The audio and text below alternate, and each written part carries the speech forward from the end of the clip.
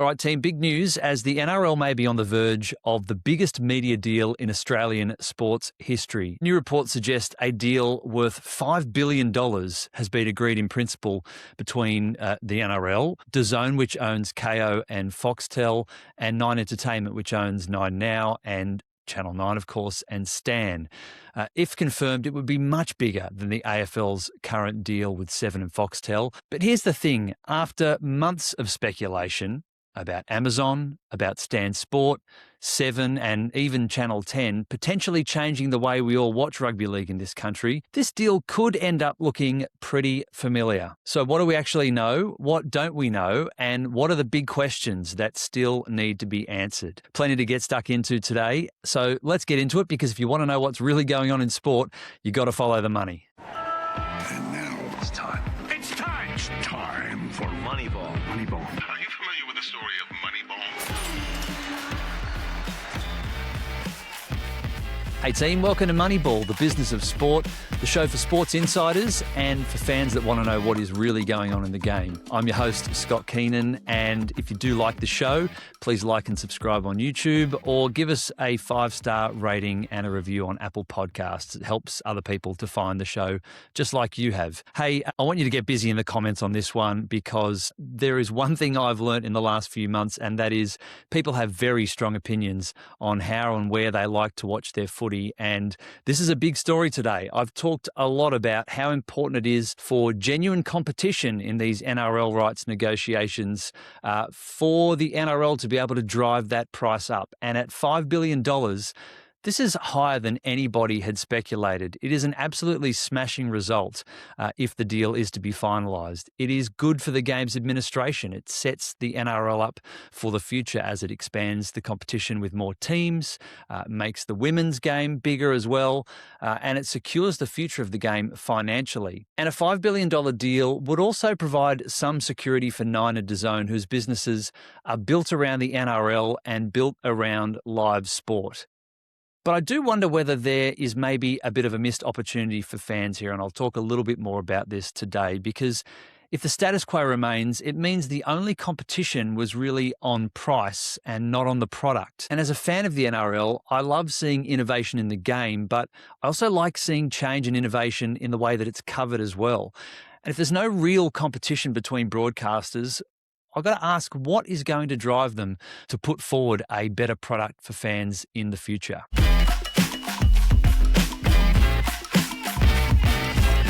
Okay, so here's what we know so far. Reports suggest in the Australian Financial Review that the NRL has agreed in principle to a new media rights deal worth around $5 billion from 2028. I'll be clear from the outset here, this deal has not been formally announced. The NRL has not made any comment. It hasn't been signed. Nine and DAZN also haven't made comments, but Sam Buckingham-Jones, who has written this story, has been following it really closely. We've had him on the show here, and his reporting has been on point all the way through this negotiation. So not saying that a deal is done, but it is worth looking at what's been reported and why it's significant. So Sam's reported that Nine would retain the free-to-air rights, including exclusive coverage of the State of Origin and the Grand Final, both two big marquee events in Australian sport and so valuable in terms of media properties in this country. Nine would also continue to broadcast 3 games a week and the finals. Foxtel and Kayo, what did they get? Well, they would remain the home of every match and every final outside of the grand final. So a status quo there for them as well. And a broadcaster in New Zealand would continue carrying the game across the Tasman. Sky Sports, the likely candidate there. So in other words, if Sam's reporting proves accurate, the biggest media rights deal in Australian history could also end up looking remarkably familiar to what we've had for a long time. And I've got to say, look, it does feel a little bit like Groundhog Day, and I am a bit surprised because other than the price tag here, what has actually changed? What does it mean for the viewing experience for fans, and how are broadcasters going to improve their offering over the course of the next 5 to 7 years? Will Nine broadcast games in 4K in the future, maybe on Nine Now? Can you watch on Nine Now and then restart the stream during the game so you can effectively watch it on demand? And importantly, I think a lot of fans are going to be asking, what are they going to be charged for us to subscribe to these products? Because if they've had to increase what they spend on the game, these broadcasters are going to have to get it back either through advertising, which is carried on Kayo and on Foxtel and on Nine as well, of course, but through subscription fees as well. And I know that Fox shows the games ad-free, of course. It's one of the things that makes it so appealing and attractive. They also show a lot of the games in 4K, and that's something that fans have been telling me in the comments and on social media really loudly that they want to continue, and I think they want to see that expanded and to see that in, for every game, and to see that across the Nine products too. State of Origin not being in 4K is a real bugbear for a lot of fans. So far, as I said, the NRL and Nine and DAZN haven't commented on this story, but I think that will change in the coming days as they dot the I's and cross the T's on this deal. And we will start to see, I think, if not an announcement, some more info start to leak out as other journalists start to investigate this a bit further and talk to their contacts. I think we should start to know more in the coming days.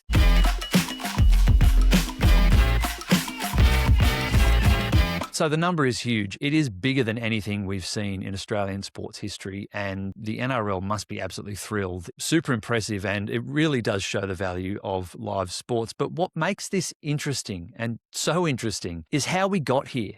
These negotiations have been more competitive than many people expected, and whether you believe or not that Amazon and 7 and 10 were even in the mix or a consideration, it can't be doubted that there was competitive tension here because the price has gone up so significantly. So let's have a look back at what has happened and how we got here. Nine reportedly made a play for the entire rights package, including subscription streaming rights through Stan. That was in direct opposition to what they've had for a very long time, 3 free-to-air games a week and the Grand Final and State of Origin. A real foothold in the game and a long-term partner in the game, but they didn't have it all. And building this Stan product and Stan Sports over a number of years now, I think they really wanted to take it to the next level. And they've gone head-to-head with DAZN and Foxtel and Kayo through this negotiations process. And we know that Foxtel wanted all of it too. They were going head-to-head with Nine, and they wanted to outbid them for the lot, for State of Origin, for the Grand Finals, and for all of the games across the week, both women and men. They would have partnered up with the 7 or a 10 or both to deliver the free-to-air aspects of that deal, because of course there are those anti-siphoning laws here in Australia that mean those big events and big competitions like the NRL do still need to be shown on free-to-air television in this country.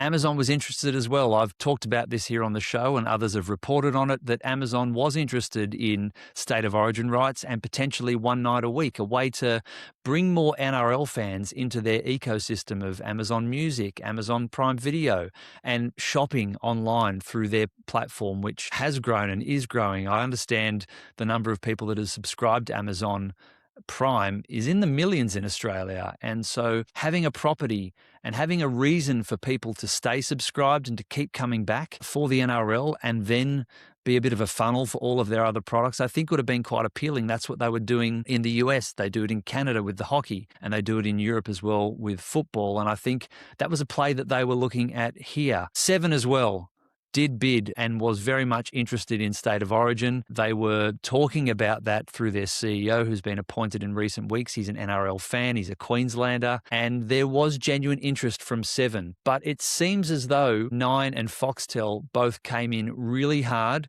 really hot and strong, because they wanted to retain these rights. Because whether every one of those possibilities was realistic almost doesn't really matter, because what matters is this. There were multiple parties around the table. There were alternative scenarios being discussed, and competition does appear to have driven the value of those media rights much, much higher. Now, that alone is a major outcome for the NRL, because broadcast rights, they remain the biggest financial engine in the sport, and this negotiation comes at a really crucial moment for the game.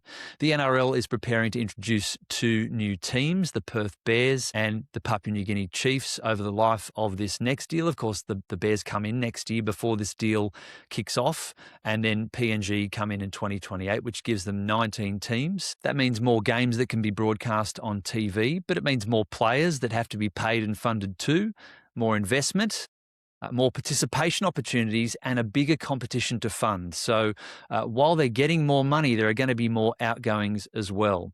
So a substantial increase in rights revenue, it's not simply a nice headline to have. It does help to underpin the next phase of growth for the game in this country and overseas as well. It is interesting though, and I do wonder, how hard did Amazon and Seven push in these negotiations?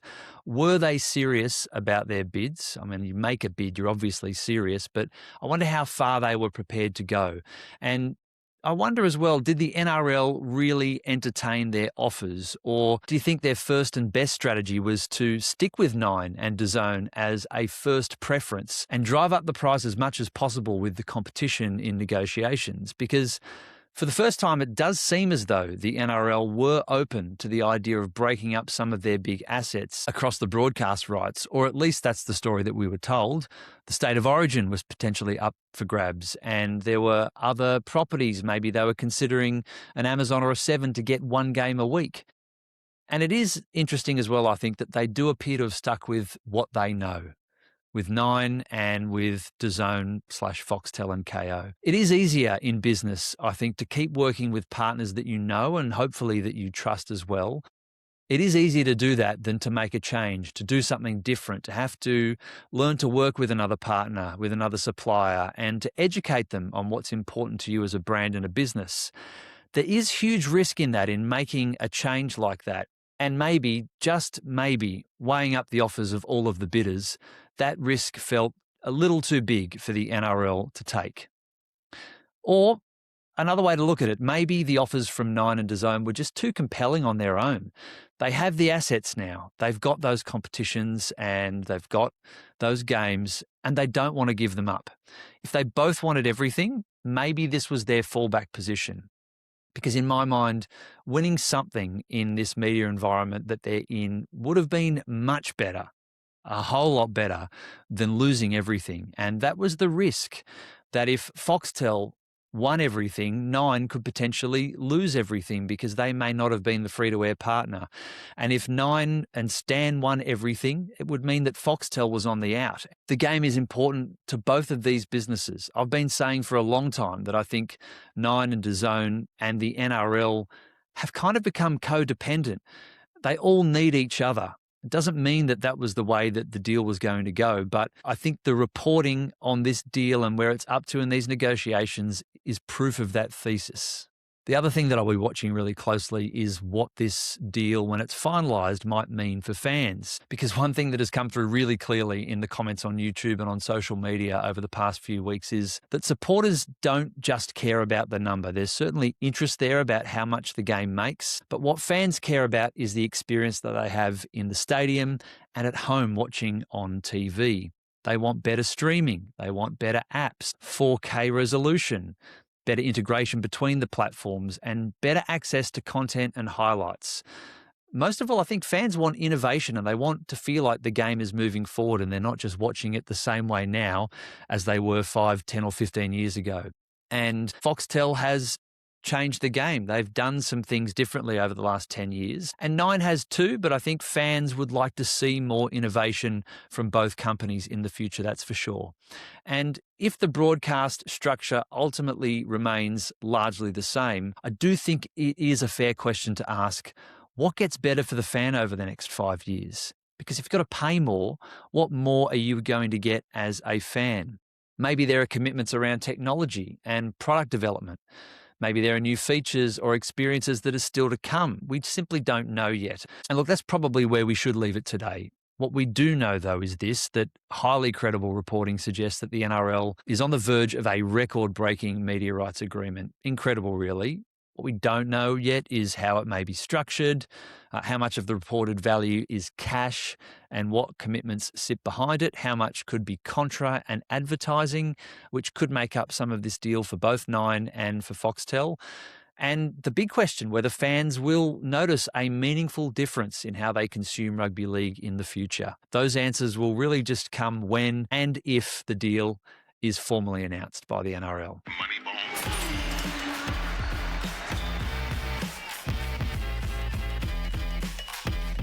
Wow, well, a bolt from the blue and a possible leaked deal ahead of State of Origin and potentially done well before the NRL set that mid-July deadline a few weeks ago when outgoing CEO Andrew Abdo finishes up. And if this reporting is correct, I do think it's some sort of vindication for Peter V'landys. He has been bullish on the value of the NRL and he said for a while he wants $4 billion or more. That's what he thought it was worth, and he always felt it was worth more than what the AFL got back in their last deal back in 2022. It was about $4.5 billion over 7 years. If the deal is done as well, it'd be a crowning achievement for Andrew Abdo for his time at the NRL as CEO before he heads off to Tennis Australia. Imagine having that on your CV, the richest deal ever done. He would absolutely be leaving that job on a high. But what do the fans think? And will this deal bring more of the same, or will there be innovation in the broadcast in the future? Whatever happens next, it is more proof that live premium sport still matters to broadcast and still matters to Australian media. It is the one thing alongside news that they can hang their hat on that people will still watch together and pay to watch for in subscriptions or through advertising. And, we know media companies are prepared to dig deep to keep the assets that they know are working for them when so much else in the industry is uncertain. So we'll wait to see if this really is the deal that has been reported, and if it is, what the next chapter of watching rugby league in Australia does look like after 2027. Hey, if you're watching this on YouTube, subscribe for more breakdowns of the business of sport. You can follow the show on Apple Podcasts or Spotify. And if you've got a question, you can ask me anytime. Just email askmoneyball.show@gmail.com. They come straight into my inbox. I'll read them all and I'll answer them too. Love hearing from you. And I really appreciate you watching and listening along. So thanks for doing that. And remember, if you want to know what's really going on in sport, you've got to follow the money. I'll see you next time.